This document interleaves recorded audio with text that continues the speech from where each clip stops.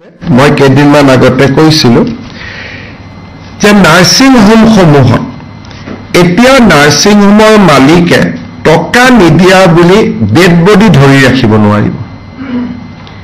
যদি কোনোবা ব্যক্তিক পৰিয়ালৰ মৃত শৰীৰ নাৰ্ছিং হোমে 4 ঘণ্টাতকৈ বেছি ধৰি ৰাখে, তেতিয়াহ'লে সেই ব্যক্তিগৰাকীয়ে 104ত ফোন কৰিব, নহ'লে লোকেল পুলিচত ফোন কৰিব। The dignity to the dead person is paramount. কোনো ডেড বডি তেওঁলোকে মৰ্গত পইচা নিদিয়া বুলি ৰাখি থব নোৱাৰিব। টকা পইচা যি আছে তেওঁলোকে চিভিল কেছ কৰক, কিবা কৰক, টকা উভতাই লওক, কিন্তু ডেড বডি হিউমেন ডিগনিটিৰ কণ্ট্ৰেৰী হয়। ডেড বডিটো তেওঁলোকে বন্ধকত ৰাখি থব নোৱাৰিব।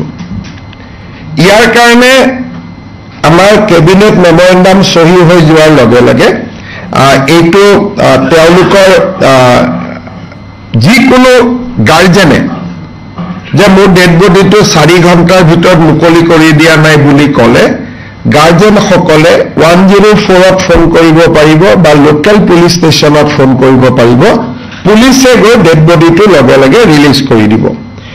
আৰু যোনে এনেকৈ ডেড বডি ৰাখি থৈ দিয়ে তেওঁলোকৰ আমি 3 পৰা 6 মাহলৈকে লাইচেন্স ছাছপেণ্ড কৰিম আৰু তেওঁলোকে 5 লাখ টকালৈকে পেনাল্টি দিব লাগিব।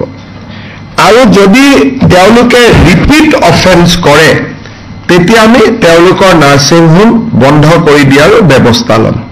আকৌ এবাৰ মই কৈছোঁ যে মৃত শৰীৰ কোনো নাৰ্ছিং হোমে 4 ঘণ্টাতকৈ বেছি ধৰি ৰাখিব নোৱাৰিব।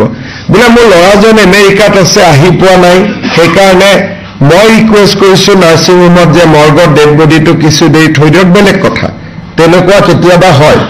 কিন্তু মই পেমেণ্ট কৰিব পৰা নাই, ঘৰৰ পৰা পইচা লৈ আহক, তেতিয়াহে ডেড বডি এৰি দিম, এই কথাটো নহ'ব। পইচা আপুনি দিব আছে, আপুনি চিভিল কেছ কৰক, মানি কেছ কৰক, যি কৰক, বেলেগ ব্যৱস্থা লওক, কিন্তু মৃত শৰীৰটোক পণবন্দী হিচাপে ৰাখিব নোৱাৰে।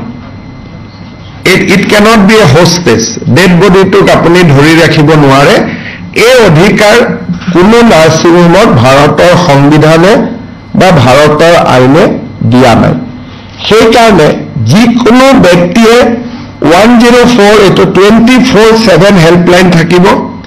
104ত ফোন কৰিলে 104এ লোকেল থানাক জনাই দিব আৰু ডাইৰেক্টলি লোকেল থানাত